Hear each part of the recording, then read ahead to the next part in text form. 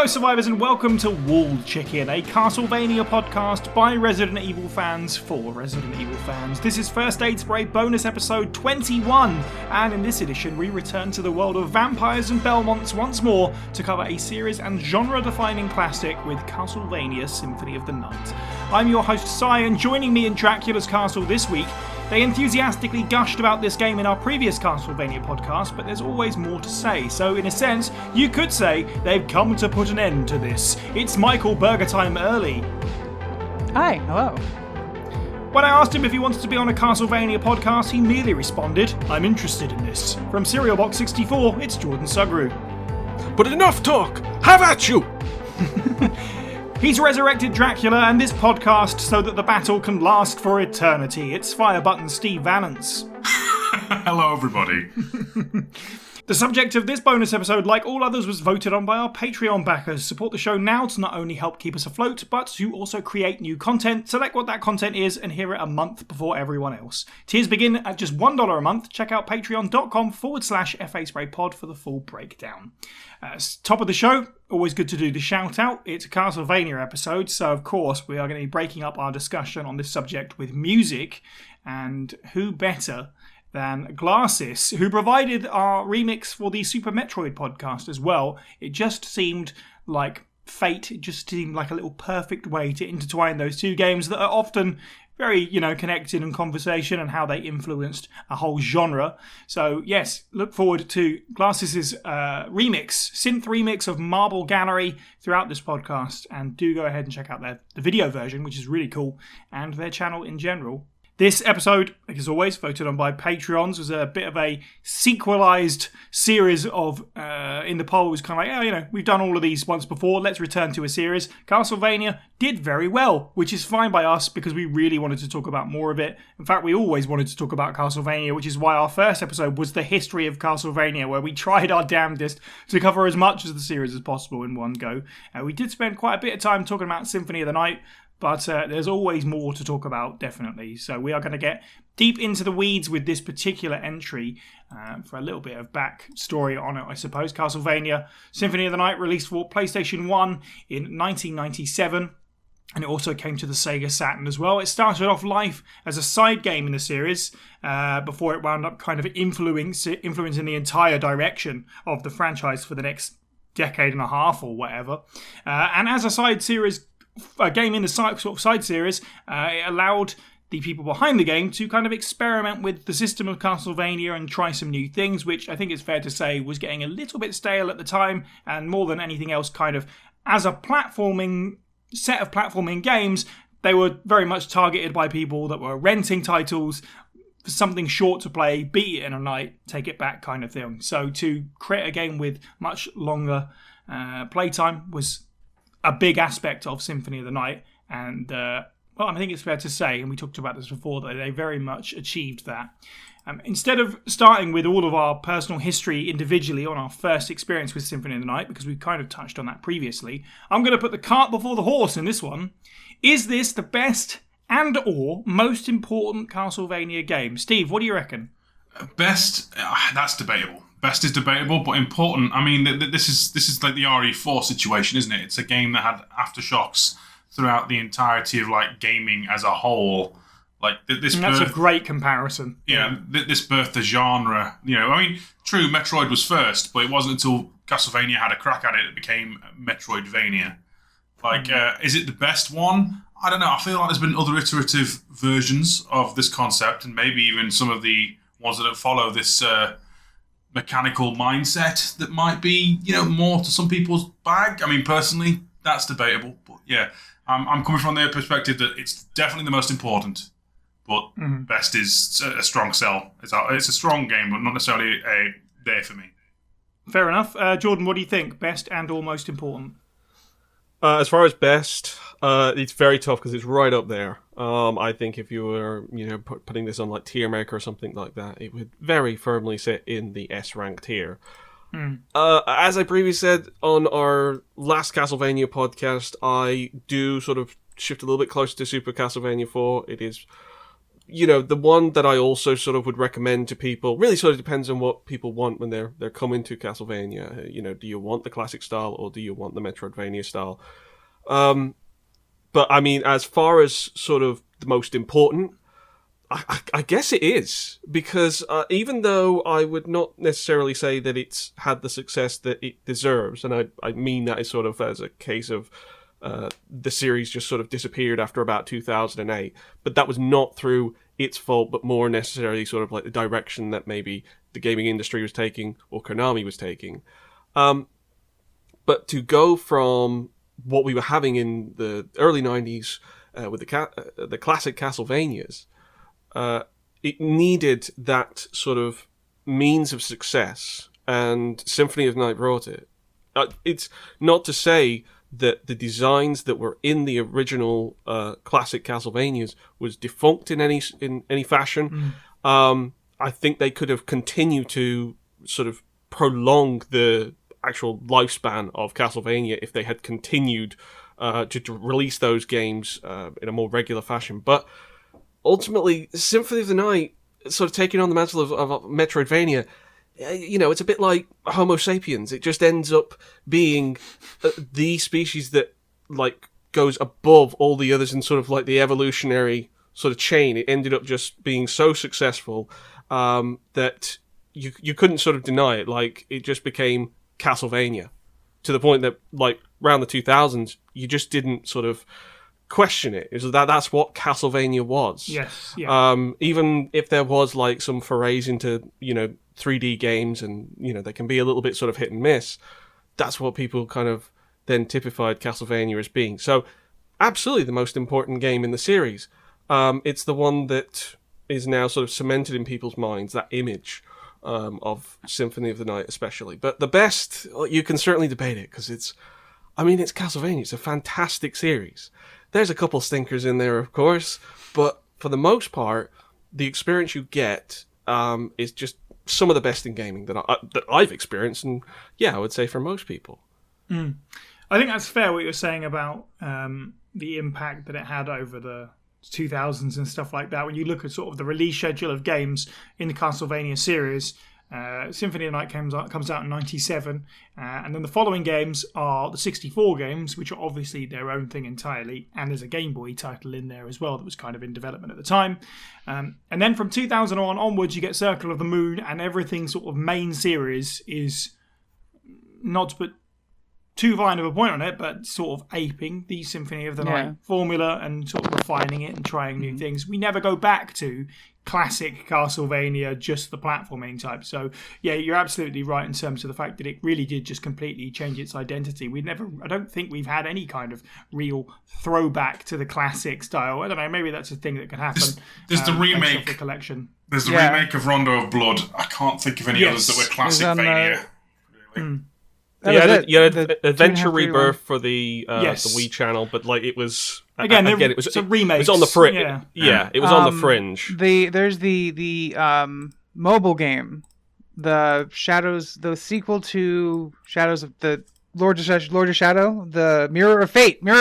Yes. Mm-hmm. Yes. Wasn't that also a Metroidvania or?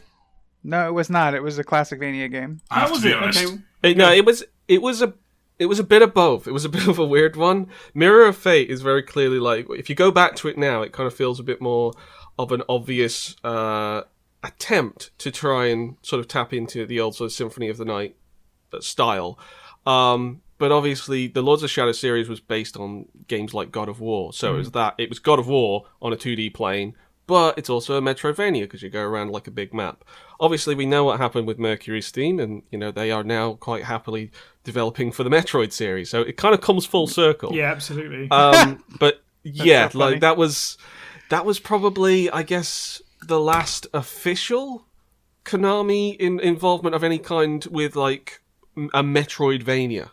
Mm-hmm. Am I right? I can't think of anything beyond that. It depends when Harmony of Despair came out, right? Because that was the last one that I can have full knowledge of there being a unique Castlevania title that was a Metroidvania. It was also like a multiplayer, like raid Metroidvania thing going on. You had 6 players at once versus a castle. Bring it back, Konami. It was mad good. Servers are still actually pretty lively. Like I can still get more people to play with on the old Xbox 360 through to wherever it is on now, Series X, I guess. I liked it. I think it was a little misunderstood. Anyway, we're going way off track. So yeah, I mean, to that point, obviously, massive agreement that it is the most important because of what it did for the series for the next 12 years or whatever before Lords of Shadow tried something new completely, which is obviously, again, something that we discussed in our previous Castlevania podcast.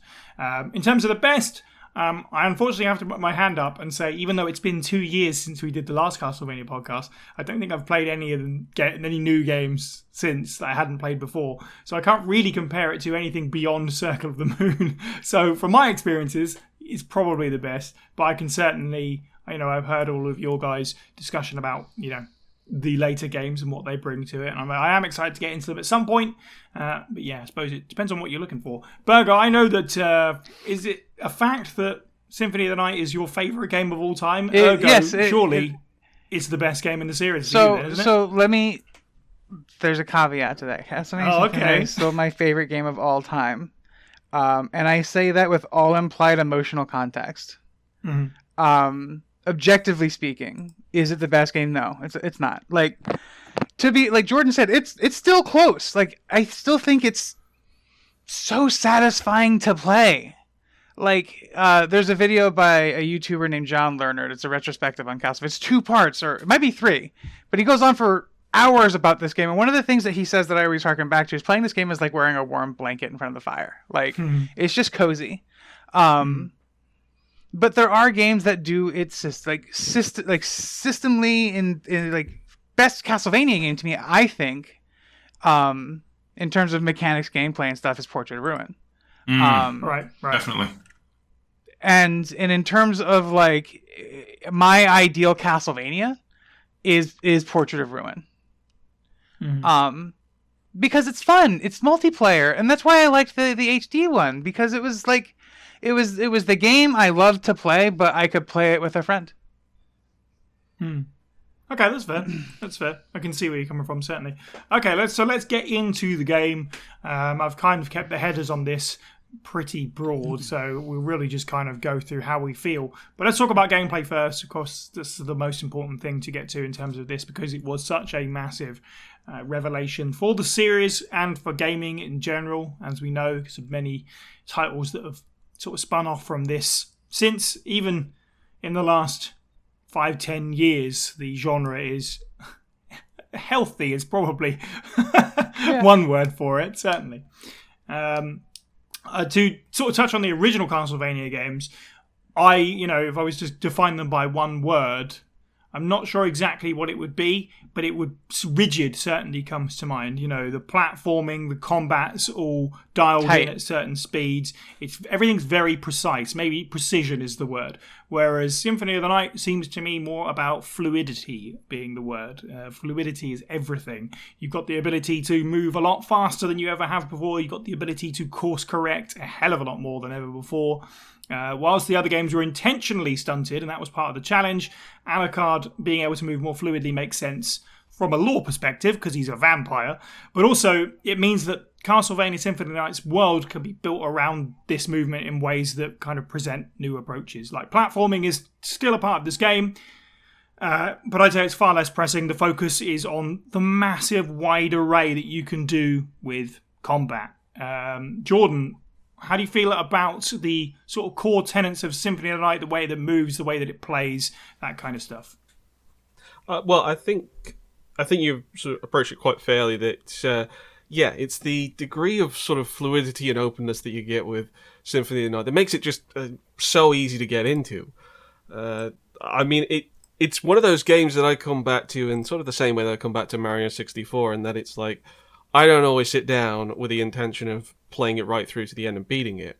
It can just be a case of, it's just if I have a free afternoon and it's just like, yeah, let's boot up Castlevania, just play it for an hour or so. And even if you're just starting from a new save and you're going through the whole intro with Richter and Dracula fight and all of that kind of stuff, even with that, it's so quick and easy to get into and sort of get into the groove of playing it.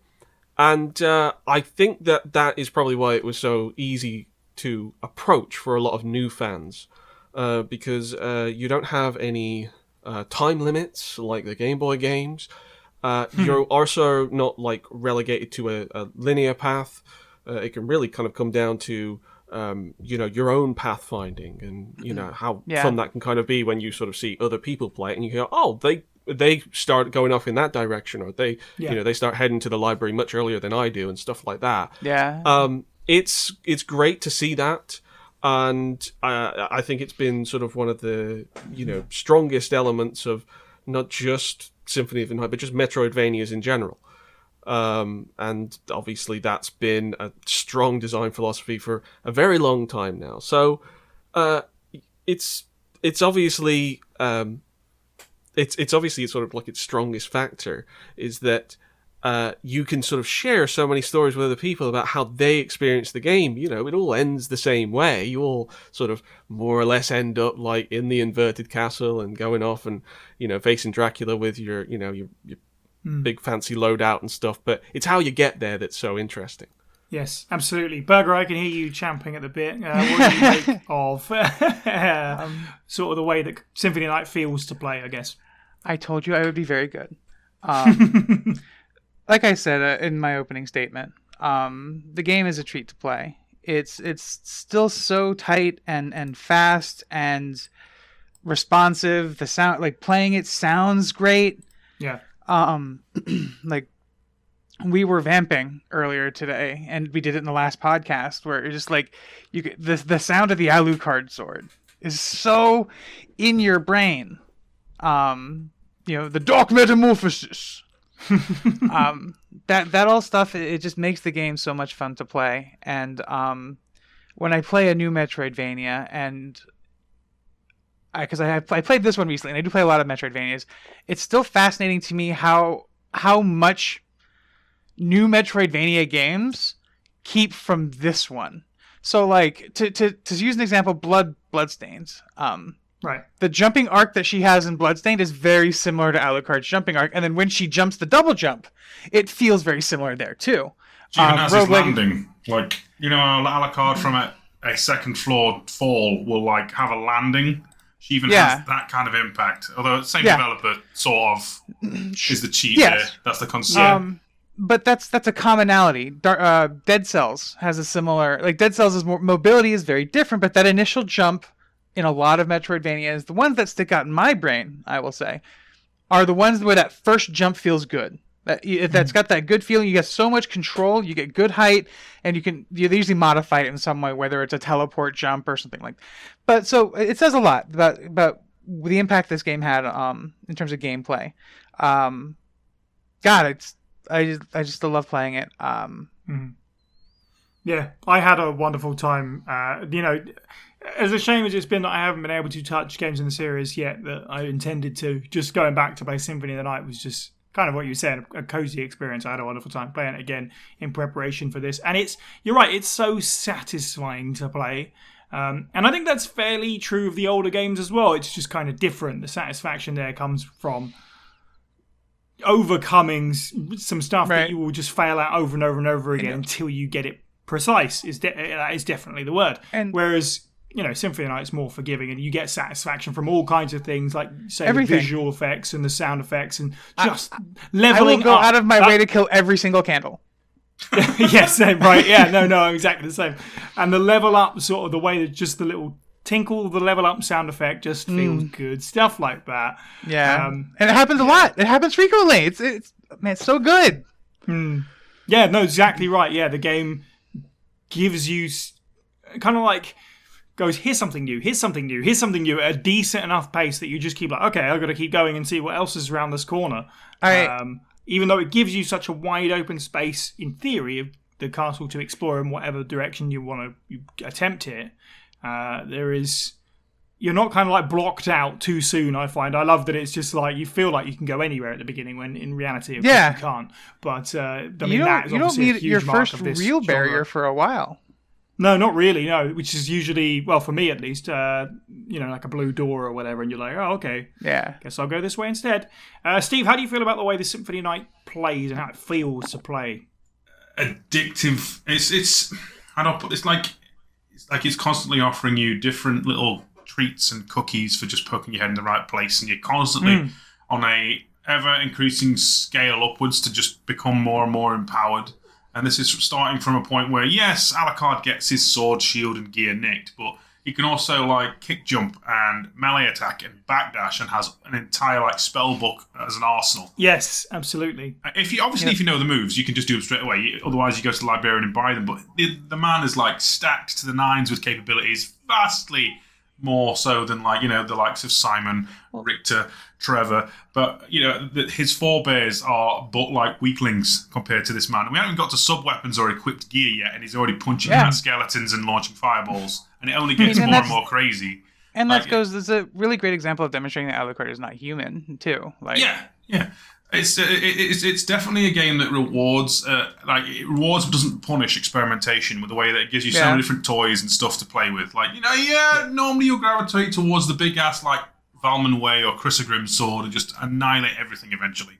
But getting there, you've got shield rods, neutron bombs, shurikens. The Sword of the Dawn. I actually recently found in my recent playthrough and remembered that. Yeah. Most of these weapons, well, not most, but quite a lot of these weapons have secret moves or hidden techniques. It's surprising the depth and freedom. They're not all to the this. same either. Sorry, I'm talking a lot during your thing. No, you're right. It's just I'm trying to think you compare it to you had whip that's now chain. You had whip that had chain that's on fire. And only when you're at full health. Yeah, and then you have like sub weapons or item crashes in Rondo of Blood. The options are a lot more open. And that freedom. There is probably a double-edged sword to the late game. I'd imagine when you get there, when you can tackle the inverted castle pretty much however you feel like, as long as you end with beating the crap out of, Daddy in his H.R. Geiger nightmare chair. You become so overpowered that anything that gets in your way is but like a stepping stone. So maybe perhaps you peak a little too soon, and then you just never come down to rebalance it. Maybe that's the only real caveat to the gameplay. The fact that Alucard is just so capable. It makes it a lot of fun. Do you recall your level the first time that you ever beat Symphony of the Night? Oh, we're talking many, many, many, many moons ago. Yeah, I don't know that. I remember that. I know what it was this afternoon. That was 36. There you go. 47 in my current playthrough. I took a screenshot. Well, I took a picture off the TV back when I first beat Symphony of the Night, and it was level 48. Yeah. With about 15 hours clocked. But then again, from the previous podcast, that was about like an hour or two of just Alucard running against the wall, getting his health back because I got stuck in one part of the castle without any health items. It's funny you mentioned that part of it because I always remember the game being longer when I was younger. But it is 15 hours is like it's a 15 hours is good for a PlayStation 1 game, definitely. Yeah. I had to cripple myself this playthrough. It's funny actually because you said addictive, Stephen. Obviously, before we recorded this podcast, you were tweeting little clips of your playthrough, and I sort of teasingly was like, "I love the last minute cram." Yeah. And as you said yourself, no, I'm just trying to get another playthrough in before we record, which says a lot about how much you like playing this game. So it is very fun. Steve's tip though is if you know Soul Steel, don't use it. Just don't. It's a crutch. You don't need it. You don't need to absorb. You don't need that smart bomb super heal every 5 minutes. It breaks the game. No, you're good. There's definitely, we need to have a whole discussion on what people do use and don't use, certainly. It's funny, Jordan, you were saying about watching playthroughs and being like, oh, it's interesting that they've gone this way. Something that you said in our previous podcast was more like, what build did you end up with? Technically, I guess there is an ultimate build. It's 2 Chrysogrim swords because it's ridiculous. But there's so much, there's plenty of viable variation to choose from there with weapons and armor and accessories. Which sub-weapon you like to carry the most, which familiar you've got. Do you use spells or not, etc.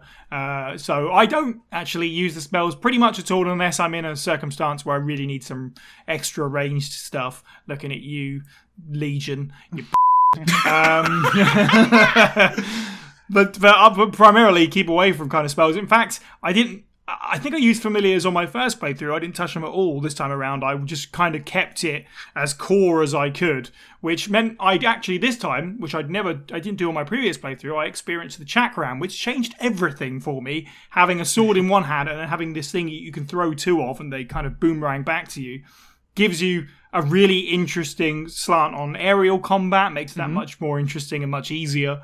It's kind of works like a defensive item as well because it sort of circles round you. Yeah. That was a big game changer for me. Burger, what's your sort of go-to? What do you like to use, or is there anything in the game that you go, this is too much, I don't need this? So I like to use magic. I like to use the fireball. I use it to get past areas that I don't want to deal with. Like there's a specific part in the caverns where there's like 5 freaking pikemen that kind of just go up and down this thing until you push the box over, right? But if you don't want to push the box over, you kind of got to get through it. But if you teleport through it, it's a good way to get through it without dealing with it. So I use it as a mobility tool more than anything. But I do like the fireball teleport. My go-to weapon when I'm playing the game and I'm like looking to have fun is the rune sword. Okay. Which is the one it's similar. It's the one you throw and it comes back. Oh. And like those I like things in the clock tower, right? Yeah. I like that a lot. It's a fun sword. It's like you said, it lets you kind of experiment with your toys a little bit in a different way. Yeah. I mentioned the Sword of Dawn earlier, which is really just a bad weapon. But it's a big 2-handed sword, so it takes both your slots. But if you do your quarter circle forward motion and use it, Alucard holds it up in front of him and then summons skeletons that like throw fireballs or walk forward with spears or I don't know if there are archers. Again, I had no idea that was a thing. That's the first I've heard of that. That's awesome. So yeah, I think that playing Symphony of the Night optimally is playing the way that you're having fun, and I like that there are a lot of fun tools to play with. And I think he really dialed that in for his next project on Bloodstained as well. I think that is such a perfect way to put it. The optimal way to play is the fun way to play, whatever's fun for you. Like, you'd think with all these things that you can do, it would be overwhelming, the amount of choice.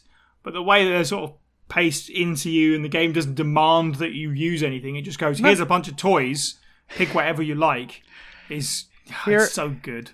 Here are some boots that discreetly increase your height, and it literally it actually makes you a pixel taller. Yeah, I had to ask you guys, was like, is there any use to this? No, it's just there for fun. Okay. What's you another now one? have a slightly worse hitbox. Congratulations.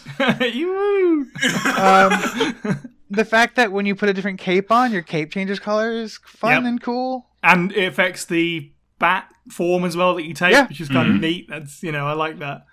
Steve, what's your go-to sort of loadout and stuff that you like to use, or do you kind of dip into different things throughout different playthroughs? I am like I'll go for anything that's fun, kitchen sink person, but I tend to feel like I'm hunting Dracula because I'm always using the Alucard set. Because early on, it's the mimicry set of your starting gear, only without any of the cool buffs, but it has like a massive luck boost. And you get the same DPS as the starting sword. Now I'm one of these people, I may have to hit you 5 times as opposed to 3, but it looks cool and it makes a cool sound effect, so roll it. And then anything that will up my damage goes on. So I'm normally a glass cannon because it's like there's a ring that gives you massive damage, but you have no defense. So then it's just mist form and a sword and helpful leather, just going for it. But that's generally my method. I'm not a sophisticated person until I get some busted gear like poison mist or some spells, really. So I'm surprisingly generic. Jordan, what stands out to you? What do you like to use the most? I think the closest thing with my item choices is that I will absolutely go and be drawn towards things that will give me some health back. I'm clearly, obviously, one of those people who likes, rewards cards and, top cash back and, all those hot UK deals, Castlevania items. Oh, yes, the Castlevania club card and meal deal. Useful at the library. You always put, the bag of crisps in your second hand, of course. But I have things, I think like when I usually face Dracula, I'll have something like the Mournblade, but that's usually a carryover from like late game play where I want to kind of go through, much like sort of tanking it, a bit like sort of Steve does, but I'm not confident enough that I'm going to land all the blows before then, so I've got a little bit of insurance that I get a little bit of health kick back to me. But yeah, that's usually what I go for. Things like using the Morn Blade or the barrel circlet. Items like that, anything that sort of says, oh, by the way, you can get a little bit of health back, when you take damage or when you give damage. I'm always on that, and that has been the case even in other, Igavania games that I've played since. But I really like the fact that this game, because I'm not much of an RPG guy, I can very easily find myself sort of overwhelmed with menus and stat sheets and everything like that. And I was just thinking, because this is 97, and it's not like Metroid games were known for this, degree of sort of complexity, which was also part of its strength. But what is Symphony of the Night's strength is obviously the sheer variety that it has. And yet, at no point does it ever feel like it drags you down. I think that might be because, I'm going to sound a little bit like Old Man Yells at Cloud, but to compare it to what a modern game would design it like, you're looking at large skill trees. Yep. Yeah, you're looking at large sort of progression bars, tutorials to explain multiple a lot of these things to you. Currencies to play with. And that was not the case in 97 with Symphony of the Night. It was just that it had a ton of stuff all throughout the game, and you could go to that library and it had like a big store there, and even though there was just so much stuff, and you probably could do with going onto a wiki and actually, studying all of the items and figuring out what's your best choices. The best way to experience Symphony of the Night's many, many, many items and spells and abilities and familiars is to just go out and use them. Yeah, for sure. And there really doesn't feel like there's much of a cost to time in order to find that out. In fact, it's fantastic when you end up finding a loadout that complements your playstyle so well. You end up going out into a room and you start fighting enemies, and it just clicks. You feel so badass. You feel like you're back at the start of the game where you're just like, taking wolves out with like one, sword stab or something like that. That's the beauty of Symphony of the Night. And it's hard to think of many games that kind of match that kind of simplicity, because it really is just like it didn't have the screen real estate to really kind of chuck a bunch of different graphics and charts and skill trees and stuff like that. No. It was just one page, and it gave you a couple of sort of basic stats.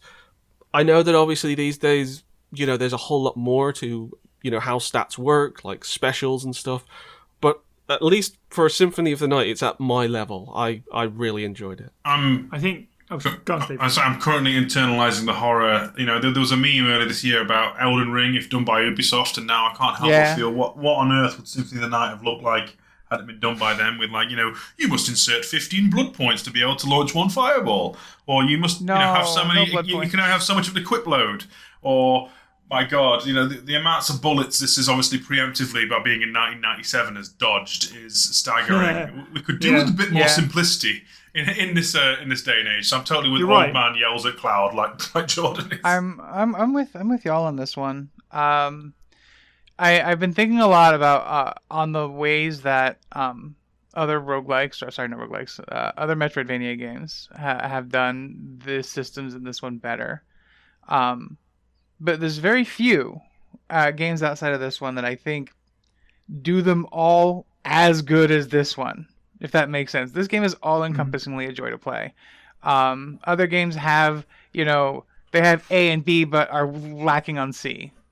And A and B are great, but C is still only kind of okay. And it's less... It gets to the point where I'll stop playing that one, and I haven't played Dead Cells in... I guess a year at this point, but I've played through Symphony of the Night twice. Yeah. I mean, it's testament to the game, really, as well, because it's so brief that you can, chainsaw. Yeah. Once you know what you're doing, you can chainsaw through this rapidly, get through it in a night. Yeah, for sure. Yeah. Maybe it's a bit on the nose with it, but they're sort of thinking about what you guys are saying. Exploration is the most key thing here, so it's really important that the game doesn't take you away from that by... As Jordan, you quite rightfully said, giving you a bunch of tutorials on every weapon or ability that you find. You just find it, and then you go, okay, what does this do? And that's part of the exploration. It doesn't give you a bunch of menus. It doesn't put you in a room against a specific thing where you have to use it to get out or whatever. And obviously, in certain games, that works well enough. But in this game, which is all about your own control, your own choices, and how you explore and what you use to explore and so on and so forth, it's really important that it just goes, here's a thing, you figure it out. And you're right, more games could probably stand to do that in this day and age.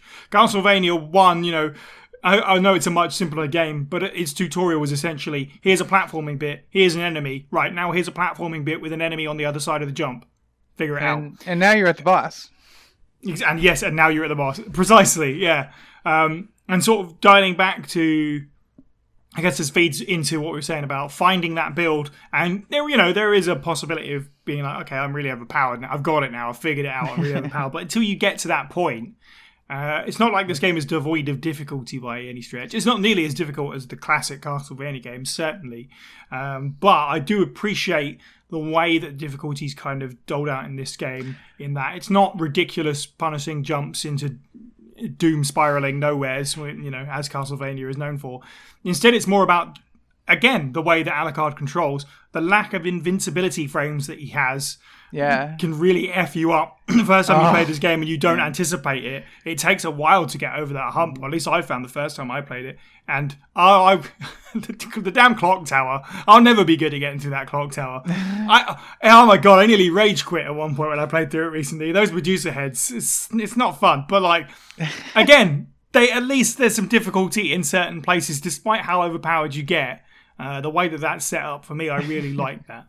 You know, the terrifying thing is, and I can totally attest to how awful that clock tower is, when you realise that that entire section, as notorious as it is in most games, is technically the most optional it has ever been in any Castlevania game this time. Yep. It's evil. Because it's also just up to representation of the other games, you know, getting up and down them. Medusa heads are having you knocking you left and right, petrifying you. You've got these flying with swords, and then there's like 4 switches you have to toggle to get a secret area with normally some rubbish item in it. I think it's nothing like earth-shattering either. It's like, you know, here's a potion, or here's a power of sire, whatever one of them is. I didn't know that puzzle did anything for years.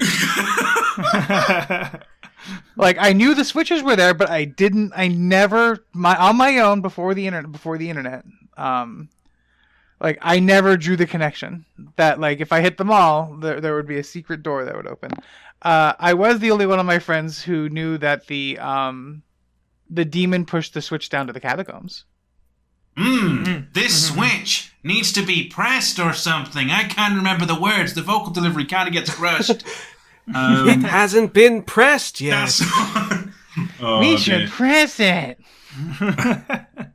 Oh God! It's the fairy who points out this wall looks breakable with like more of a. There's something funny about this wall. Yeah. It looks like you're writing a letter. Berger, you said, and then you get to the boss. So let's talk about that, definitely, because this game, especially when we get to the inverted castle where everything goes topsy-turvy, there's a bunch of bosses in there in particular, but there's a bunch of bosses throughout the whole game. Many, in terms of the inverted castle, many of which you can totally avoid and miss. But what is everyone's sort of standout boss fights from Symphony of the Night? You know, I might have just made a nasty comment about him, but I really do love Legion as this sort of terrifying, disgusting sort of orgy of horror. These corpses trapped around this membrane that all just drop down and shimmy towards you. It's awful, and I love it. And also, even though you can cheese it by getting really close, I actually, if you don't and you kind of try and fight it a bit mano-a-mano, I really like Cerberus as well. Yeah. Berger, standout bosses for you? First things first, Richter boss fight is actually really fun. Yeah. Because he comes into it real cocky. Yeah, yes. He does. He comes into it and you just smack the boy down. I enjoyed that a lot of my most recent playthrough. I enjoyed that whole zone, actually, more than I ever remember doing. Just in the visual storytelling that zone has, I think is really powerful. Then, so I'll call that my favorite boss of the regular castle. And then my favorite boss of the upside down castle. God, it still has to be the Grant Sci-Fi Trevor fight, just because I think it's so thematically fun. Because they're all doing what they did in the in terms of at the time, this was the reference that we had for that game. So they all did their powers from the Castlevania 3, and it was a kind of tough boss fight because you're managing 3 people who are throwing Yeah. I also think, and we'll talk about story soon enough, but I think that this series didn't really do a whole lot of storytelling in its game, and it kind of was like, here's the new Castlevania, get from point A to point B and beat up Dracula is pretty much how it goes. So to actually get something like this, which is like a throwback and ties this game even more into the Castlevania lore, to actually get to see these characters again, or, you know, not for real, but like, sort of. Can I honorable mention that's a cool thing. More? Sure. I'll let everybody else go for honorable. I'm sorry. Yeah, Steve, what are your standout bosses? I'll echo Legion, or Grand Falloon, as it's technically called this time. Grand Falloon, yeah. A boss so good that it's like in almost every other Egavania ever. And, you know, quite rightly so. Don't take the shell off, you regret it. I think my other right way up favourites, right way up castle, would be, you know, the first Dracula fight is just a great set piece, and then its counterpart of, oh, you want an actually hard Dracula fight? Here's Count Ulrox. Like, absolute I love him, but he's an absolute he does literally all the things Dracula does, but with like a lot more flair and a lot more, like, dare I say it, screen-filling projectile death. If you don't know how to, like, you know, use mist form to dodge or just generally evade his attacks, you're probably going to get ripped apart a few times before you learn how to fight him. And you can just sit there at his table for half an hour before you wreck his room up. It's great. Jordan, what are your standout boss fights? Yeah, I have to echo, especially with Legion, because, you know, this is the best depiction of Legion, in my opinion. I think that's probably maybe from some degree of a technical standpoint, because it was presented as a sort of a much larger sort of room than, you know, perhaps it is on some of the handheld games. And that's what Legion needs. It needs a big room because it's going to fill with a lot of sprites. But again, I echo with Ulrox. I hated Ulrox. It was at a point in sort of the playthrough where, I don't know, maybe I just wasn't necessarily sort of strong enough. But yeah, I got kicked about by that, and it, you know, it likes to think that it's, you know, Mother Brain from Super Metroid running around with its beam and everything. And yeah, it was. Look at you running around here with your beam. It was probably the one that I got stuck on for, you know, a little while, just because, yes, I'm not one of those people with reflexes. I'm one of those people with an insurance policy that maybe if I don't get all of it, I get a little bit of health back, and I don't even know if I had those items by that point. So yeah, I was truly screwed when I first went up against Ulrox. But there are lots of great bosses, but they're really kind of like unconventional. You know, I think of stuff like Beelzebub, and it's a weird one because it's not necessarily like it's easy, but it also is not like hard, but it's just a disgusting boss to face. And it's also a lot of plates to keep spinning, you know? It's a lot of things to juggle, because like he sends flies after you, he drops flies on the ground, the flies on the ground will poison you, which means you do less damage. Like, there's a lot going on in that fight as well. To Beelzebub's credit, they improved on that particular boss fight immensely for Harmony of Despair, because in Symphony, he just spawns random bugs and occasionally sweeps the arena with you. He actually has like coordinated attacks with them, like waves, and you have to dodge them and evade them a bit more vigorously in his later iterations. Still have to break them apart, and he's bigger too. Yeah. It reminds me of the Legion fight in a way. Like, I know in the Legion fight, you have to break the shell off and hit the core. But in this case, it's just breaking him apart. Huge scale. Yes, I agree. It's fascinating how the bosses is a lot of the bosses in this game are animated in a fascinating way. They made a lot of individually very detailed sprites, and instead of like making the boss one sprite, different segments of the boss's limbs and stuff were different sprites, and they just animated them in the way they did, which wild. Often leads to really interesting animation. Let's face it. Yeah, but like almost looks marionette-ish. Yes, for sure. Yeah. Burger, what was your last boss fight? I wanted to comment on the succubus boss fight. Not necessarily because I think it's like a necessarily very good boss fight in terms of its mechanics, but in its execution and its presence in the game, I think is really, really great. Yes, agreed. It's like the first representation. Beat. Yeah, it's the first one with like a proper big story beat you have to do, isn't it? Yeah.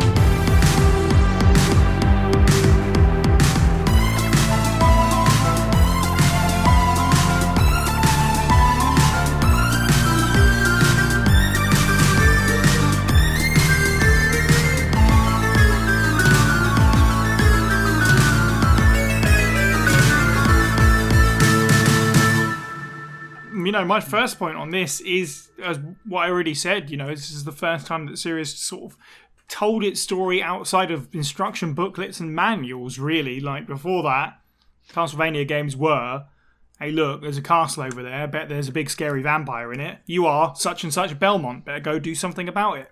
Every 100 years, repeat process. Is pretty much what it was, with the exception of little bits and pieces here and there. Castlevania 3 obviously being a big one, as it introduced many characters, including Alucard, who at the end of that game goes to sleep and then is awokened by the events taking place in Symphony of the Night. Rather interestingly, of course, Symphony of the Night doesn't start with Alucard. It starts with the player playing as Richter, and kind of from there we're presented this mystery of why is the castle back, why is the castle still here, what happened to Richter, so on and so forth.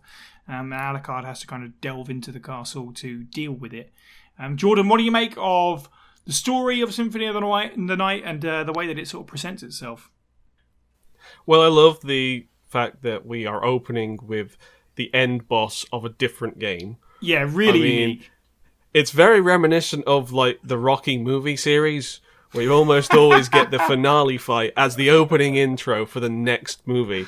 And it works very well in this regard, because I think it's a good place to put people who are about to go into a brand new type of Castlevania. Yeah. It's like, here you go, here's Richter. And I know that a lot of people around the world in 1997 would be like, who's Richter? Yeah. But still, it's sort of a case of, oh, wow, like, I know these stairs. Yeah. I know that tower in the background. I'm going to go fight Dracula. And it's like, wow, I can't believe we're doing this straight away. And I love, obviously, just to go back to a slight technical detail of gameplay, I love the fact that fight actually defines how your difficulty is going to start off with, which is great, but that's by the by. Yeah. I love the idea of Alucard being a actual protagonist, a main character, featured in the series previously, but not the leading character that you're gonna see throughout the entire game. And who doesn't love the idea of family drama in a vampire family? It's just like, right, Lord of Darkness and the Lord of Darkness's son are having a bit of a fracas about exactly how they should be dealing with this whole castle thing. They're having a bit of a tiff. And I love the way that Castlevania sort of as a series sort of has made this movie monster, folklore monster universe, and they've got a whole hierarchy. The fact that you have death is always the gopher.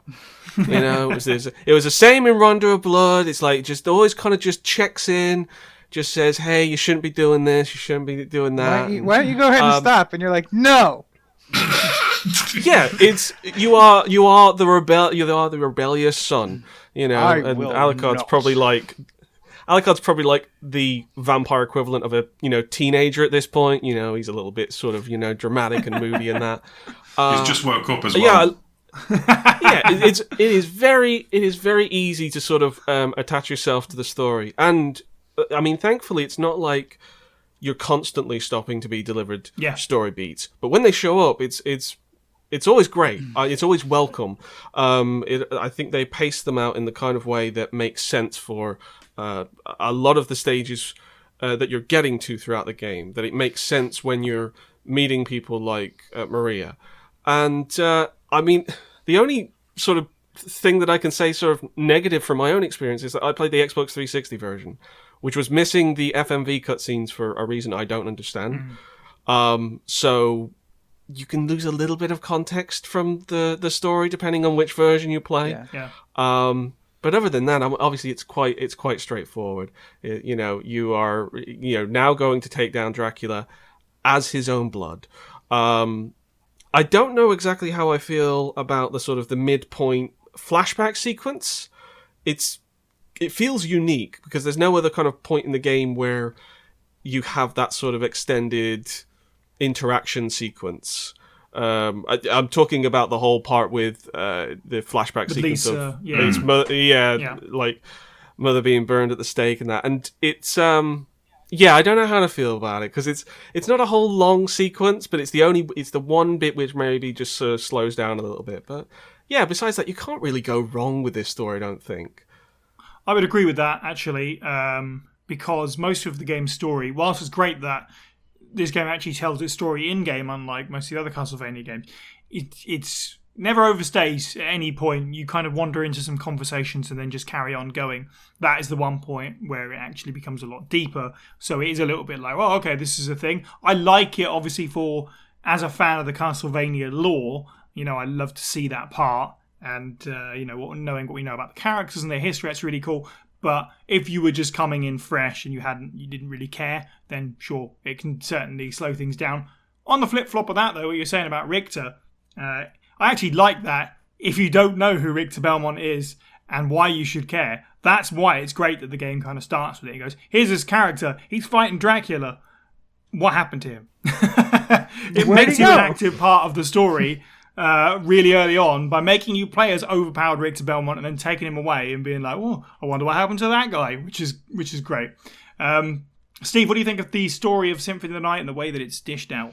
It feels like the structure's obviously the way it has to be. You enter a certain zone, and then Maria normally turns up and goes, exposition, you're Alucard, exposition. Richter is in trouble. Alucard asks his question and then buggers off. Yeah. Which is okay, it's okay. But they have less screen time together than Leon and Ada and still somehow form some kind of relationship by the end. But, what I'm really here for is Alucard being a sassy git to Dracula and to death. Anytime he's just being an to somebody is when I'm like, yes. You took the face of my mother. You could stay here for all eternity as he kills a succubus demon in his nightmares. Okay, fair enough. You're going to quote the Lady Quarter, right, Steve? It says, trouble the soul of my mother no more. That's the one. What kind of demon are you? Is Alucard being a basey, intimidating figure is more interesting to me than actually peeling the onion layers of how do we save Richter today? Because he seems about as bothered about it as I am. He's literally here to stop the castle and doesn't give a Jeff otherwise. That's fair. I'll tell you what, it does help that I only recently saw the Rondo of Blood opening cutscenes for the first time because this time around I played the PS4 collection. I forget what it's called. Someone knows. And it has Symphony and Rondo on it, which is the first time I've had the opportunity to play Rondo of Blood rather than the SNES version.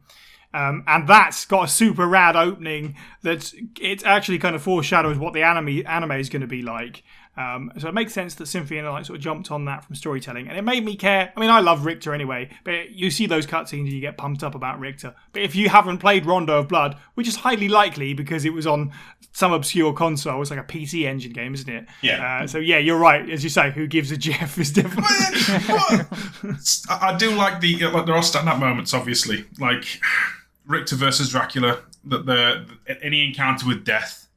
And the Colosseum fight, where Richter first encounters Alucard, and they basically have you're going to die here. Come, hell servants. Bugger them up like, ooh.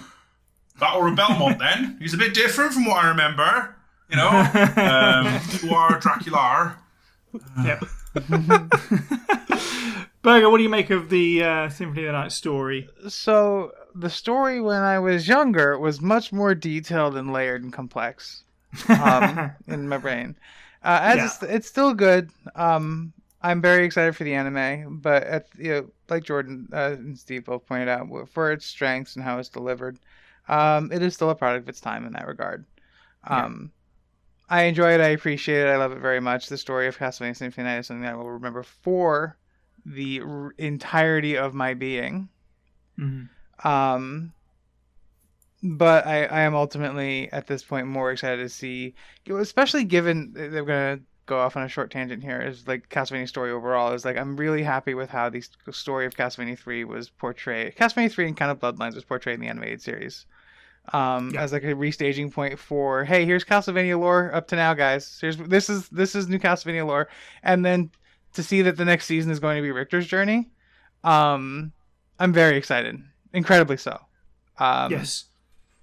They've done wonderful things taking sort of simple bullet points and turning them into More than not just simple bullet points, obviously, because the stuff they've taken from the PS2 games is super complex. But when they kind of build up characters from Castlevania 3 and turn them into something as fleshed out that they have with the animated series, it's very exciting to see what they could potentially do with Rondo and Symphony of the Night, definitely, which has a structure, but absolutely nobody plays Symphony of the Night over and over again for the story, do they? People are here for the gameplay and the presentation. Yeah. So yeah, it's perfectly fine. It's good even. It's good that it doesn't stick around too long, but it's clearly not. It's not a Shakespearean classic.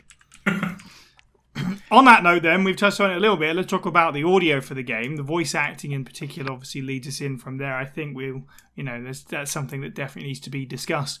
Not quite to the same level of Resident Evil 1, but it is remembered and talked about for kind of being campy and wonderful in its own way. I don't think of it's laughed at to quite the same extent, with the exception of sort of that opening scene. Some of it is bad, but some of it is glorious bad, like Dracula.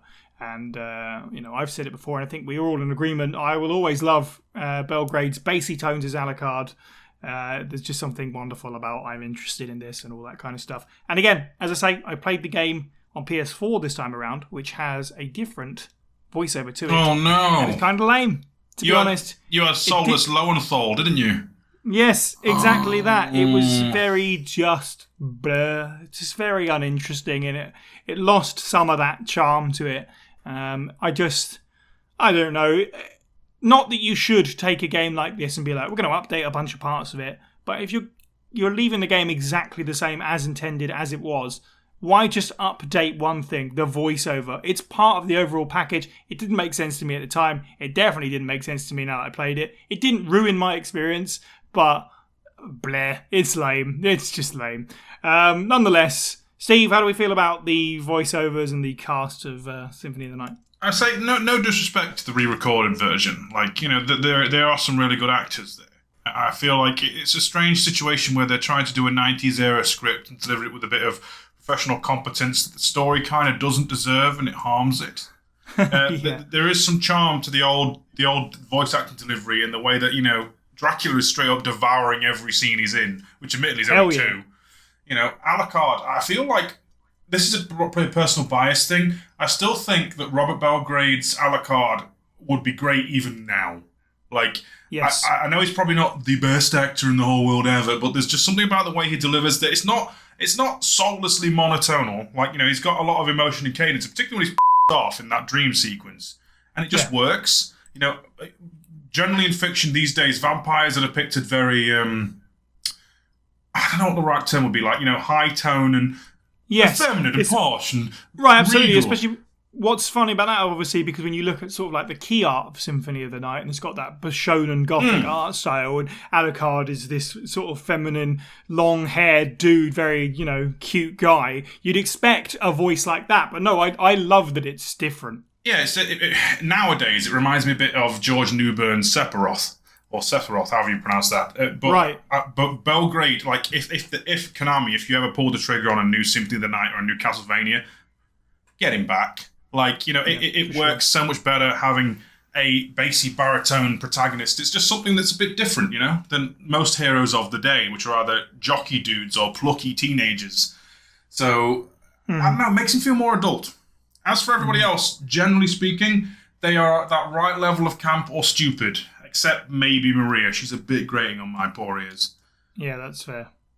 One thing that I also wanted to point out, because before I forget, something that I miss from the original VO when I got the new one is, in the original Symphony of the Night, the way that everyone said Richter, I just love they just go Richter, and I'm like, you know what, I love that. I don't know why, it's kind of dumb, but let's do it.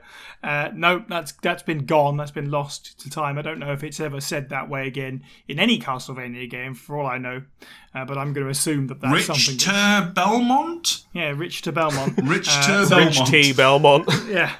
So I hope the anime brings back the in his name, please. I would like some of that. Jordan, how do you feel about the voiceover in the game? Yeah, I like it generally. I think it says a lot that when you take that cast away, a lot of people miss them. Yeah. Because as cheesy as it is, as over the top as it is, I like the energy. I like the enthusiasm. And who who doesn't know a good majority of the opening rabble between Richter and Dracula sort of off by heart at this point. Mm-hmm. Yeah, it's very memorable and distinct. And it does not feel. Plenty of people out there that know it have never played the game before. Let's put it that way, right? Yeah. Yeah. Oh, absolutely. And it doesn't take you out of the scene, because I mean you are playing a game series that has very much been a love letter to many a B movie from the 50s and 60s and that, and also in 1997 especially, you couldn't be picky with Castlevania voice acting.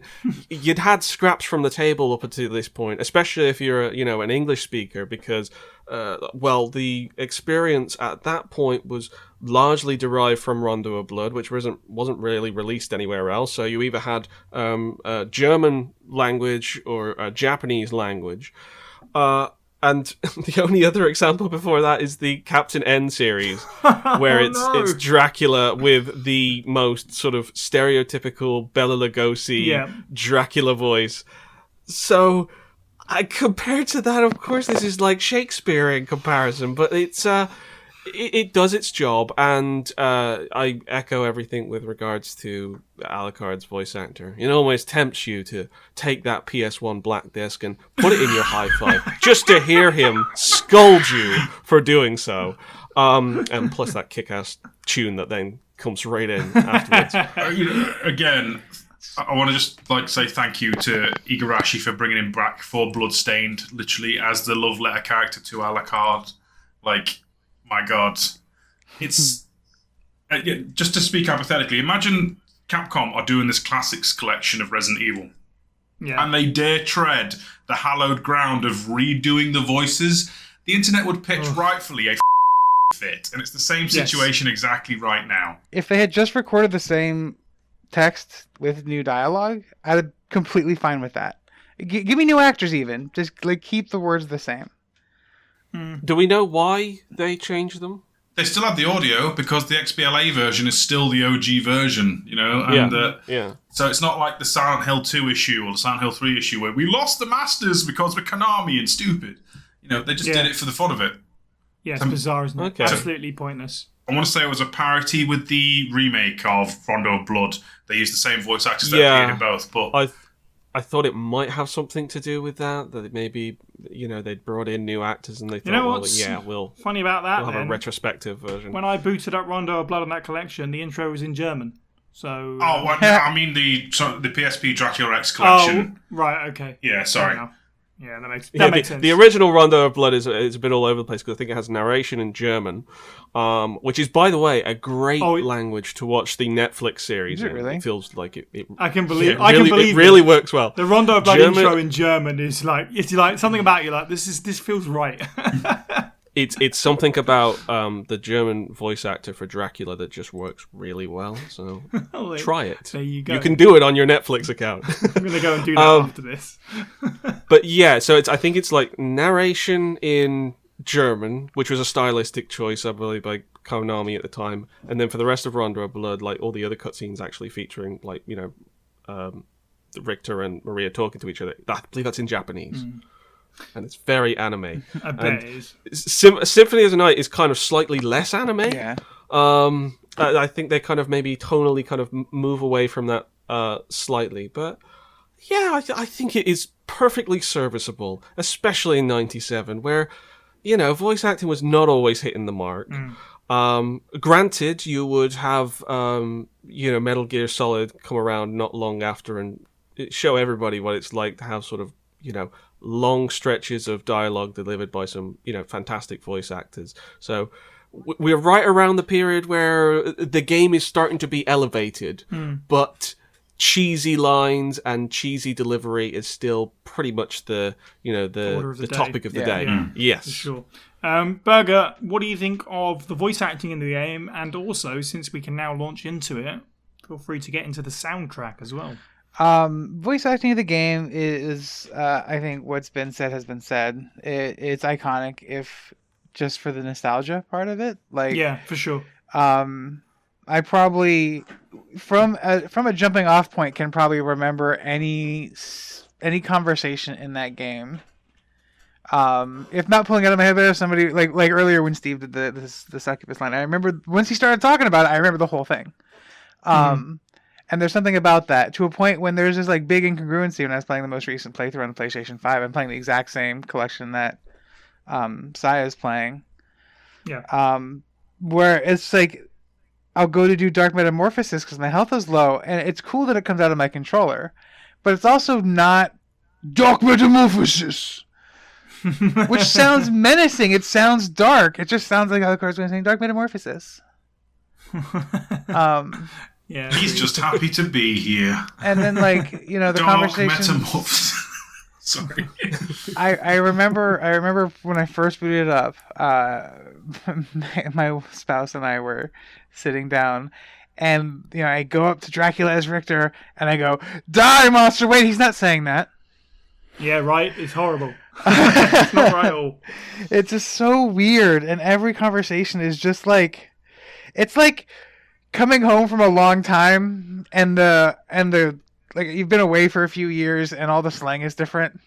Yeah. It's like the mockbuster version of Symphony of the Night. You've got the Transmorphers version. Like, the script's similar, but not right. And this makes me irrationally mad. So ultimately speaking, the original voice actor is great. Is great for how much was ingrained in me playing it at such, I guess, an impactful age. I'm mad about the voice actors on the new version of it. Like, actively, I'm mad about it because you could have gotten the guy from the TV show to do it, and that would have been better. Yeah, oh yeah. It's, as we say, I think what I was saying is that it just seems completely needless. So yeah, that's the worst thing. I think it's hard to be mad about the soundtrack, though. It's so good. Focus on the positive. Holy I gotta tell you, I'm sitting here thinking this entire time, like, what's my there's gonna be what's your favorite track on the soundtrack, and I can't. Oh, no, I'm not that mean. I can't pick one. I could maybe narrow it down to 3 songs that I would just listen to at any time of day. And it's the Marble Gallery, the Crystal Caves, and Lost Painting. Lost Painting, obviously. Yeah. That's the one. There it is. That's the top 3 of Symphony of the Night, everybody. There you go. I knew it. Yeah, that's fair. I mean, God, Lost Painting is so good. Yeah, that track alone is, I mean, I could talk about that all day, but like the soundtrack top to bottom, what makes it so incredible is just how winding and like varied it is. I think I tweeted about this on the lead up to this. I was looking through Castlevania covers trying to figure out what we're going to drop into the podcast, and just the breadth of different covers that this game has produced, rock and metal, and also jazz, synthetic, and all kinds of stuff. Someone was playing something on an accordion, and I was like, this is amazing. Just goes to show how great the music is from top to bottom, how adaptable the music is from top to bottom, and also just how appealing it is to in all of its different forms. I like every other video game soundtrack should be jealous of this. This is really, for me, up there as one of the best video game soundtracks of all time. Hyperbole aside, it's incredible.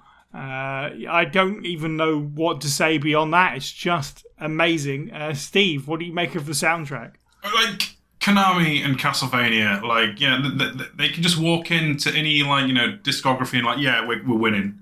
We smashing this to bits, because most Castlevania games have a banger soundtrack, and this is like a tentpole one of them. That's how good it is. I don't know if it's my favorite, but it's definitely like top 3, top 4. It's chef's kiss. Like it's Michiru Amane, I believe, right? And just smashed it. Yes. Like the original tracks that I particularly like in this one are Pitiful Scion or Tragic Prince, which is the clock tower theme, and Dracula's Castle, the opening one. And there's also the Catacombs, which is just like dun, dun, which is tonally completely different from the rest of the game. It's just nice, chilled. Yeah. There's a lot of tones, and we go all over the place. And then there's also this classic remixes, especially if you play as Richter. He gets quite a few. Yeah, he does. Personally, I hate Lost Painting. And I hate the other one that plays, and that's only because the Inverted Castle has like 3 songs, and they're 2 of them. Agreed. It is purely from the fact of I can recognise it's a lovely, nice, relaxing tune for an ominous, scary place, but I've heard it 5 bajillion bloody times. It's the greatest song ever made, Steve. The luster wears off. I know. The luster just wears away. I mean, even the boss themes in this, like, I would say they're probably... The regular boss themes are probably one of the weaker tracks, but it's still got like pomp, menace, almost a Final Fantasy tone to it. I'm the opposite. I love that opening lick to the boss trap. Oh, it gives me chills every time. Yeah.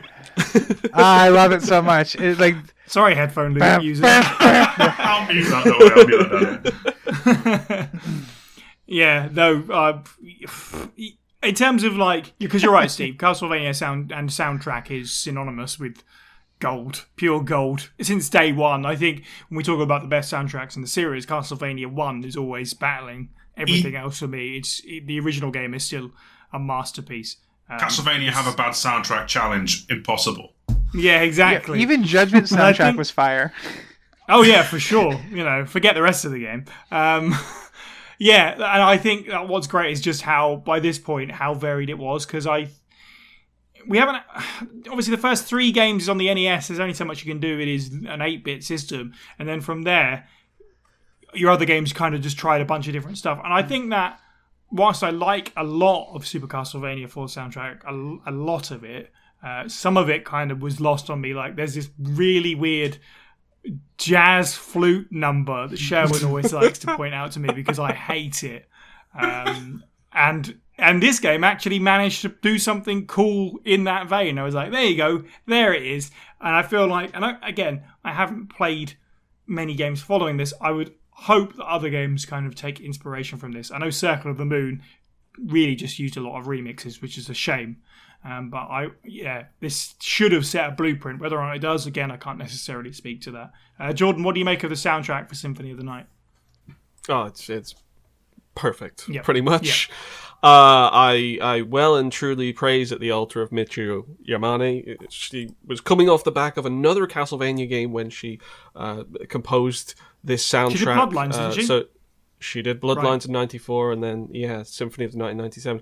And, I love both soundtracks, but especially with Symphony of the Night, it's incredibly ambitious. It comes from that wonderful little period of time, right in the sort of the mid-90s, basically, where there were a lot more games on CD, and boy, were developers using it to, bring in some great CD quality audio, which sort of, it opened up what you could actually do with the instrumentation. And this is, I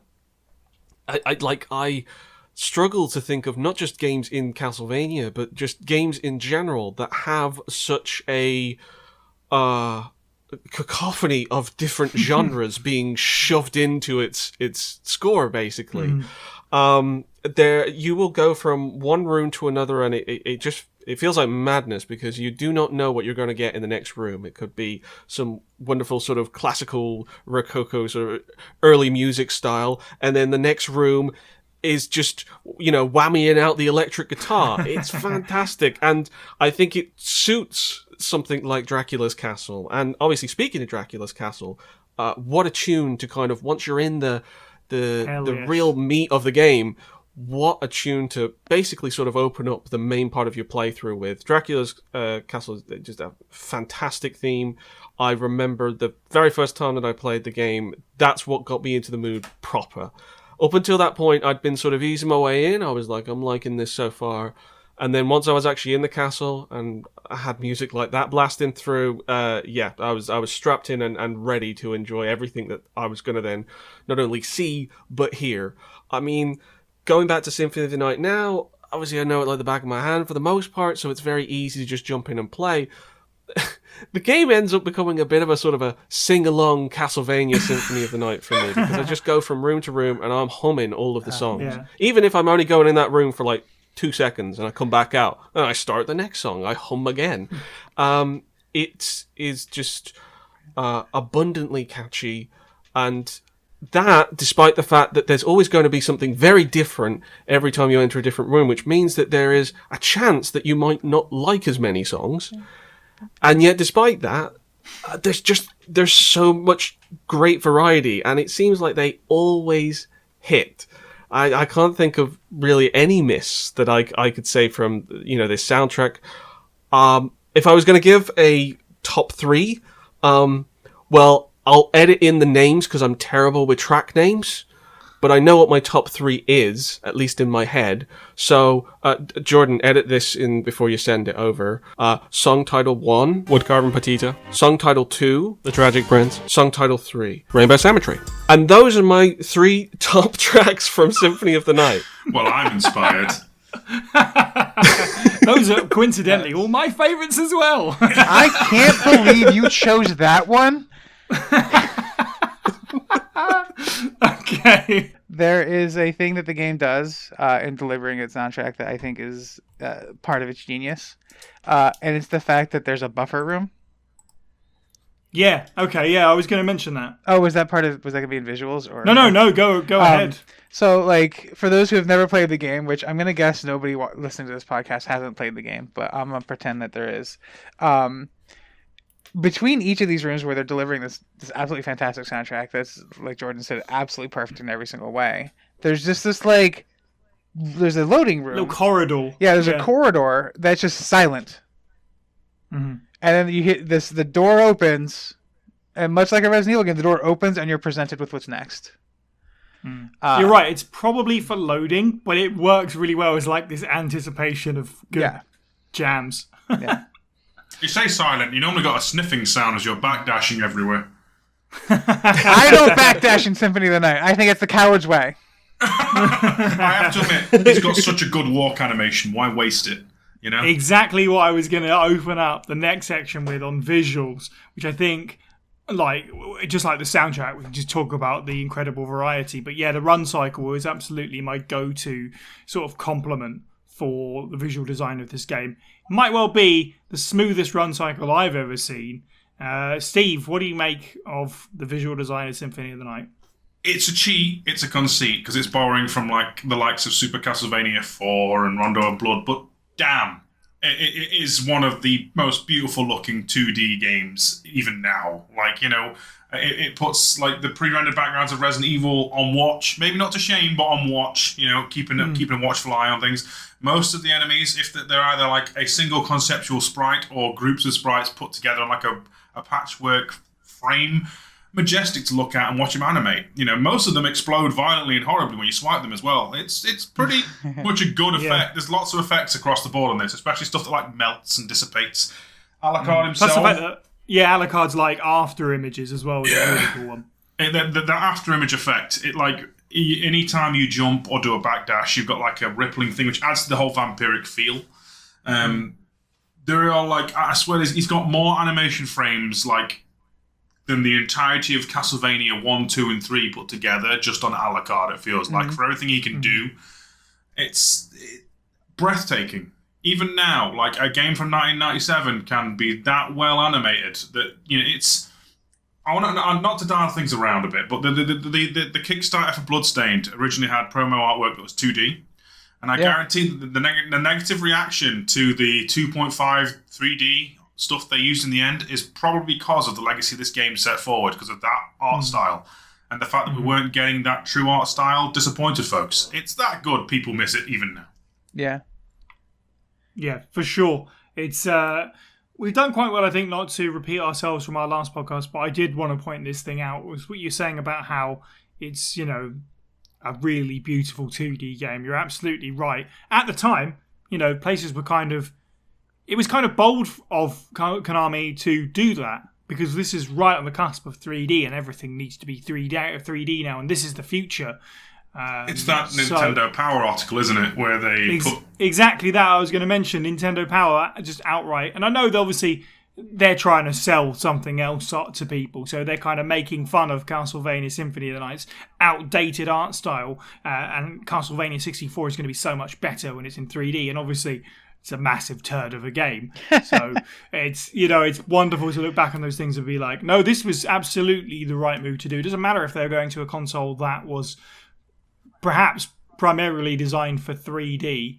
What they managed to do is, as you said, put off one of the most beautiful 2D games of all time, because not just where it was from a technical standpoint, but like stylistically and stuff like that. I love how characterful all the areas of this castle are. I don't want this to turn into me bagging on Super Castlevania, but apparently it's going to happen again. But at times that game's a little bit bright for me. It works in its own way, but I like this. I like this not being quite as bright. I wouldn't say it's dark. I wouldn't say that it's dreary, but it's not bombastic. Instead, it's just flush with detail and stuff like that.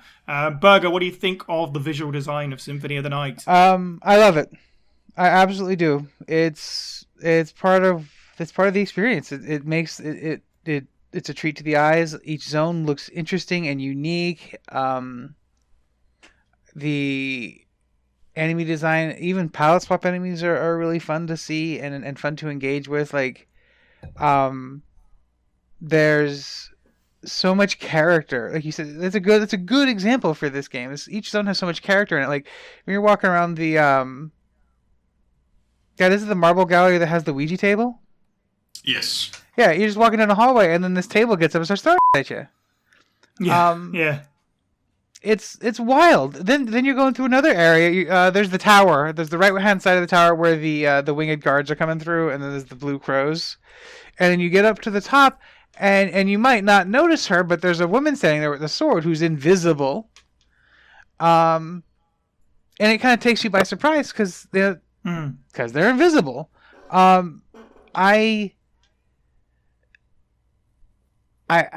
love climbing that tower because of there's the bell. Like there's so much stuff. Yeah.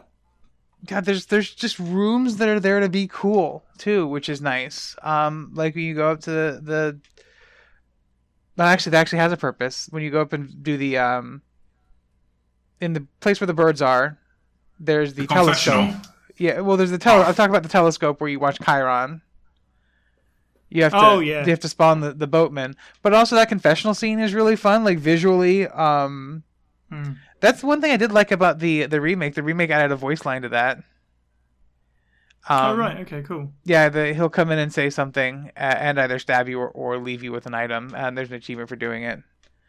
I don't want to get sidetracked, but I think the music that plays in that confessional is also used in the first church in Silent Hill when you meet What's-Her-Face. Only there. I could be wrong, but this sounds so similar. It resonates in my brain that I've heard this in a different game before. I'm interested in this. It's also an awesome sound. Like the fact this is not like one room. That room alone, I love. I love how much there's to uncover. We've mentioned Alucard. The man is gorgeous and he's perfect. And I gotta tell you, I love his little dashboard. Like he starts off with the jump when he runs. I've talked about his jump animation at the top of the program. I'm going to talk about it again. It's a perfect arc. It's almost the ideal jump arc for a video game. I feel. And then when he does his double jump, there's this moment of reaching and his cape flutters. Yeah. To push him up some more.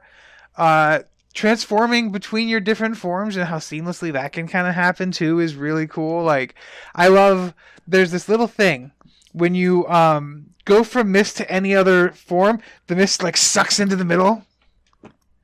I love that animation. I think it's really cool. You mentioned something like Alucard's cape and stuff like that as an example of little details.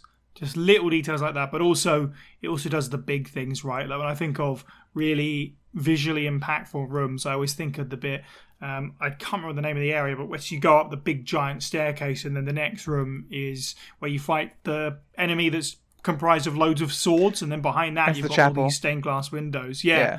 And that's always like that's stunning to that me. room too, because like he said, he is in front of a big stained glass window to a point when when you enter that room for the first time, you're almost convinced that it's part of the window. Right. And then the swords come Yeah, up it's and 3D attack as you. well, isn't it? The background's 3D in that room, isn't it? It's like Yeah. a cathedral. It's one of the few, certainly. Jordan, what do you make of the visual design of Symphony of the Night? Well, for one, I really like that it is very much a traditional transition from the previous Castlevania games. It does have some of the trimmings of Super Castlevania 4, some of the trimmings of Rondo of Blood that it sort of carries in and just sort of expands and sort of emphasizes the detail. I mean, this is a game where, there is not a single pixel wasted. Yeah. It is incredibly dense, and it goes to show what experience brings you. If you have been making 2D games for a long time, you do end up accruing an industry full of people who are they've got buckets of talent for 2D pixel art. And this game, and a few other choice selections from the late 90s, are that latter celebration of it. In the advent of the 3D era, where there was just so many people who, were being sort of, pulled along and having to sort of pick up a polygonal design, you did have these different pockets of, just beyond gold standard examples of just wonderful pixel animation. And I'm thinking of things like Street Fighter 3 and obviously the Metal Slug series, and Symphony of the Night is up there. I think that obviously you look at something as so fluid and just wonderful motion to things like Alucard's walk cycle. It's exquisite, and the whole game is just so meticulously detailed. Every single room comes out as very distinct without feeling busy.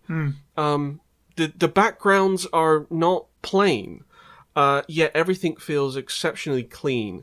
I also, I've always had a sort of a sticking point of exactly how large a protagonist sprite should be on the screen. Right, yeah. Bear in mind, we're talking about a 4:3 ratio for most people that would be playing this game, usually on smaller TVs. I think they got it perfect with regards to how big Alucard is compared to the rest of the space. That is something that can be very tricky to nail down, and obviously Castlevania itself has shifted massively back and forth on that over the years, but I think that they got it just right with Symphony of the Night. There's enough space to move the character around the screen and fight your enemies and be aware of enemies that are coming towards you without it being too much of a case of getting your character lost in the screen. Yeah. So excellent balance, and that's the key emphasis, is just the wonderful experience. I mean, I don't know exactly how many artists were carried over from previous Castlevania games, or obviously other previous sort of 2D games at Konami, but I mean, I would assume that there are a lot of people that did transfer over and had that experience of working on those sprites before, where there's maybe some elements that have been reused from Rondo and maybe even Super Castlevania 4. I think it's easy to forgive, because it's got a huge enemy list in Symphony of the Night. And it's something that the series would not shy away from once it actually went onto handhelds. It was more of a case of, no, let's build on this. Let's sort of build the legacy of these assets, which kind of makes you very thankful that there are systems like the Game Boy Advance and the DS that did have so many avenues for pixel artists to continue honing their craft.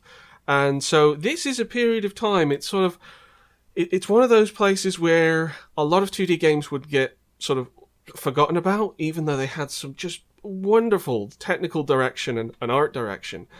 Symphony of the Night is one of those few exceptions which broke through and, made it sort of unavoidable. You had to see a game like Symphony of the Night and how good it looked. So it wasn't just about how good it sounded, but just the presentation overall was fantastic. So, I think they nailed pretty much everything, and it ended up setting up the kind of standard that, especially once they got to the DS systems, the Castlevania games on the DS systems were very faithful to that. And, again, say you said you played up to, like, Circle of the Moon, that means you've got quite a few other games where you've pretty much got this standard of artwork throughout. Yeah.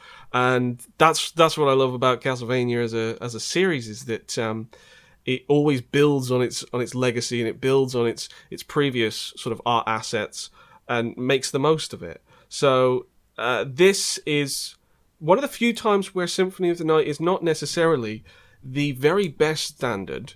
I think it's probably the best experience as a game and as a sort of a Metroidvania in this series. But ironically, this is where the artwork starts to really ramp up. And it's because Symphony of the Night nailed it so well that it led to more artists pushing it further and further. So, yeah, standout game, artwork. I need to interject and contradict everything everybody has just said. For one very important thing. I mostly agree with what you just said, Jordan. However, there is one glaring, dare I say, obnoxiously painful caveat. The in-game menu that you use a lot of the time and you interact with to change Alucard stuff and look at your relics you have equipped to change familiars is made by the work experience kid. It's kind of awful. Like in every other game since this, it's got something really nice to look at. In this is basically a Final Fantasy holdover screen with a massive portrait of Alucard and then bland text. I agree. I'm okay with that. I'm glad you. Yes. I'm glad you said it, Steve. Actually, we've been entirely too nice. Yeah, that's crap, and I hate a pause screen that pauses my music. Thanks. Not a fan of that. Other than that, A-star. You're still going to be humming it. It's fine. I'll be You out. know the song. I'll be You'll out carry of it sync through. when I unpause it. That's the problem. I'm pretty sure the music doesn't. It stops, doesn't it? But it doesn't like reset the track when you unpause. I don't think it resets. That's the worst kind, but it shouldn't stop at all. Like if I'm looking through all my stuff, I want a tasty jam to listen to while I'm doing it. I think. But fair enough, Steve. I do concede the point that yes, I forgot about that ghastly gradient that really does invalidate every other art piece in this game. No, it's just it's worth mentioning that in a game of brilliant aesthetics and honestly a modest but very interesting to look at HUD. And that's different for each character. Richter and Alucard have unique HUDs. Then the inventory screen is this generic ass 1993 looking thing. Yes. Yeah. No, I'm in full agreement because even if you compare it to Super Metroid had a great you inventory can't compare it to screen. Super Metroid. And That's obviously, cheating. I mean, if there's any game to compare to, it surely is the other parent of the genre. Just.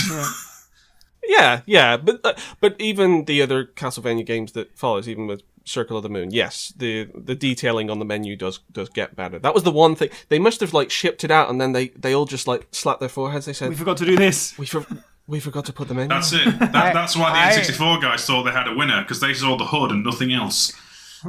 What did the temp put in?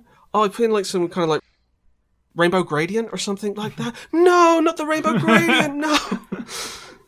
Well, I'm glad that we put a criticism in there because we've been very, very complimentary about this game throughout. So now that we get to conclusions, I think everybody kind of knows where we sit with it. But that's okay. It's not just us. Just to give a quick rundown on review scores at the time, 1up.com gave it an A, CVG gave it 5 out of 5, Edge gave it 8 out of 10, Eurogamer 9 out of 10 on the Xbox 360, Famitsu gave it 30 out of 40, which is a little bit low to be honest. Game Informer 9.5 out of 10, so on and so forth. It was called Game of the Year. It's been called one of the best games of all time. It's called one of the best games on PlayStation, so on and so forth. It's a legendary title, which is probably why we sat here and just sung its praises for a couple of hours. Steve, can you sum up your feelings on Castlevania Symphony of the Night? It's a bit good, isn't it? Good. It's a bit good. For me personally, is it my favourite Castlevania? No. Is it a hell of a good time? Yes. Is it very well put together? Yes. Is it welcoming to newcomers? Also, yes. Does it have a banger soundtrack? Yes. The pros vastly outweigh the cons. And if you've never played this game enough, for some reason listen to this podcast, one, good on you for getting 140 minutes in. But get off your ass and blooming play it. It's available on everything. Ideally, the Xbox 360 or PS1 version, if you please, and thank you. Yes, indeed. Agree with that. It is a game that helped birth the genre. That doesn't come around every day. There are games that shift and change. Resident Evil, for example, we've seen that morph and shift between RE4, RE7, and back again. This changed Castlevania forever, and it changed platformers forever. I'm not saying Super Metroid doesn't deserve credit. Of course it does. But this game took that formula, mixed it up just that right amount, added RPG elements, and yeah, it's not flawless. That HUD is atrocious, but yeah, it's worth your time. Yes, and I don't know if I said this last time or not, but speaking as someone that only played it for the first time in 2015 or whatever it was, coming that late to it, and it still was like, what up? I'm in your top 10 games of all time now. I don't remember exactly where I kind of wind up sticking it, but it's pretty close. It's probably it's really trying to get in that top 5 games of all time for me. Certainly, I adore this, and I've only had it in my life for the last few years. So certainly, Jordan, what's your final thoughts and feelings on Symphony of the Night? Excellent game. I think if you were, amassing some kind of time capsule or vault, or I don't know, just sending a bunch of video games out to space, Symphony of the Night needs to be in there, as a sort of a core experience for gaming.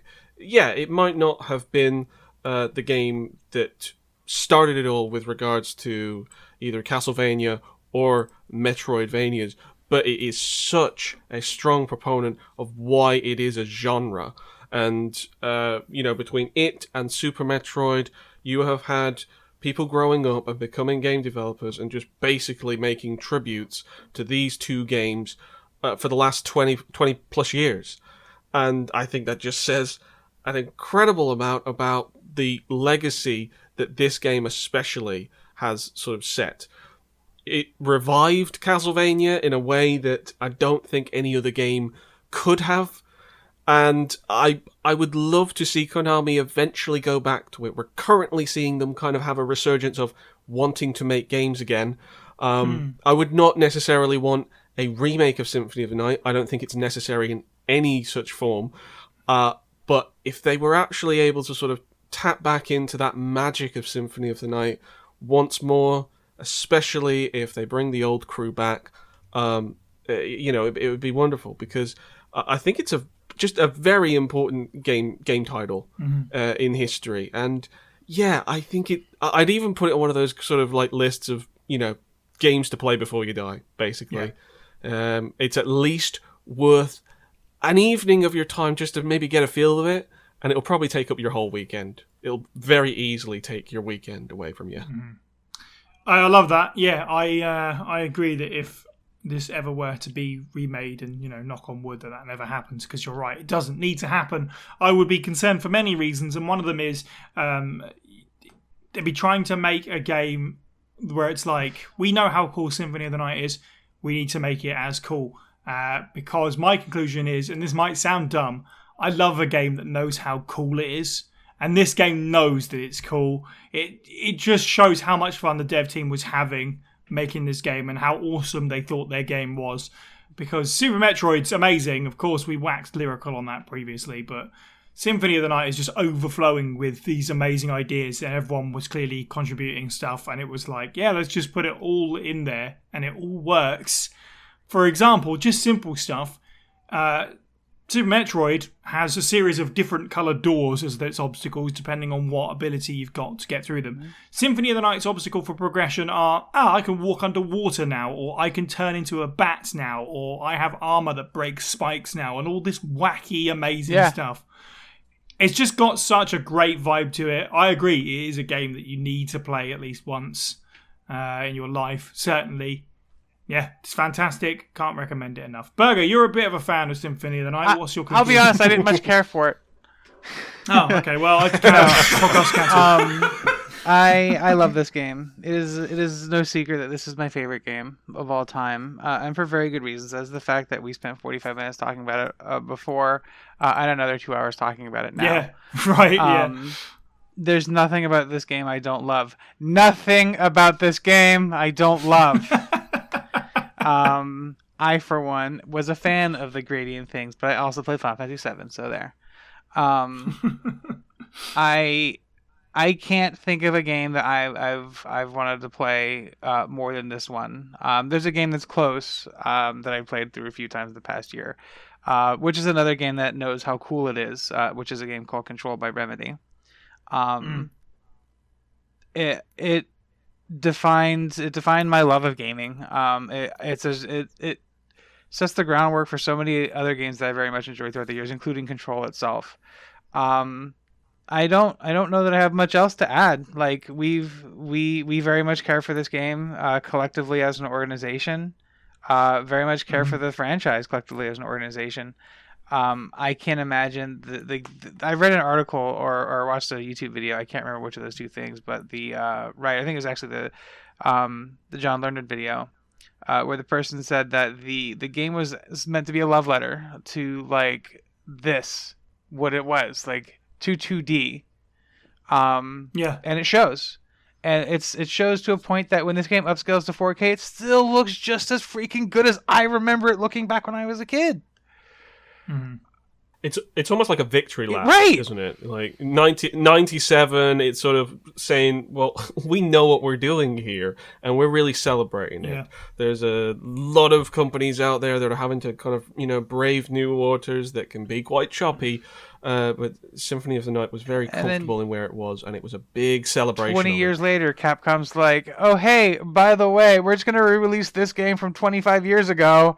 It still looks better than anything else that's out right now. Konami, I guess you mean, not Capcom. Whatever. No, I think Konami was so out of the games industry that Capcom had to come in and start releasing their games. But no, like, in all fairness, you're right. It does, in a strange way, I wonder if it felt like, for Konami at the time and the people working on this game, a bit like an end of an era thing, because the onset of 3D was looming, and it's like, well, that's the way things are going. So we're going to go out with a bang. And of course, Symphony of the Night was such a success that, as we said at the beginning of the show, that it informed the next 15 years of Castlevania. Plus, 75% of indie games that go to Kickstarter over the last 15 years. Snap. Well, nothing else remains for me but to thank our contributors and our patrons once again. Support the show for as little as $1 a month to help us create more bonus content like this one over at patreon.com/FASprayPod. You can also join the Discord server to get in touch with members of the team and our community, discuss Resident Evil with us and other fans, and listen to the podcast live as it's recorded. You can find a link to the server as well as our Twitter, Facebook, Twitch, Instagram, YouTube, and more at FASprayPod.com. You can find the podcast on YouTube, Stitcher, Spotify, and iTunes, and if you enjoyed the show, please do leave us a review where you can and spread the good word. Thank you to the panel. You can follow all of the Pueblo people individually. I'm at Siniac_123. Steve is at FB Steve Was Taken. Jordan is at CerealBox64. And Burger is at It's Burger Time. And finally, thank you for listening and have a good week.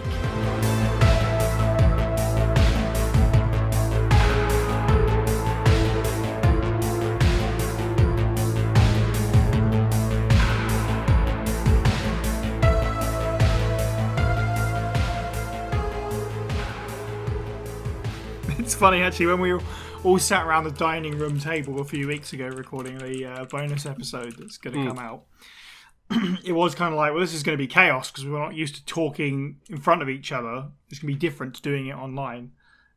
So, ergo, it got described as the Memory Card Lane style podcast where everything's chaos, which apparently Sherwin introduced me to the phrase, something about let's oil up and start or something. Yeah. That's about right. It's the unofficial sort of hype phrase of Memory Card Lane. Do you know what? I actually don't want context. That's about as much context as I need. Well, you know what? That makes two of us. I don't have context for you. Sherwin just says it. I want to say it's like a reference to that one character in Street Fighter 4 with the oil, but I'm stretching that definition. Hakan? Yeah. I think it's a reference to Sherwin himself. Yeah.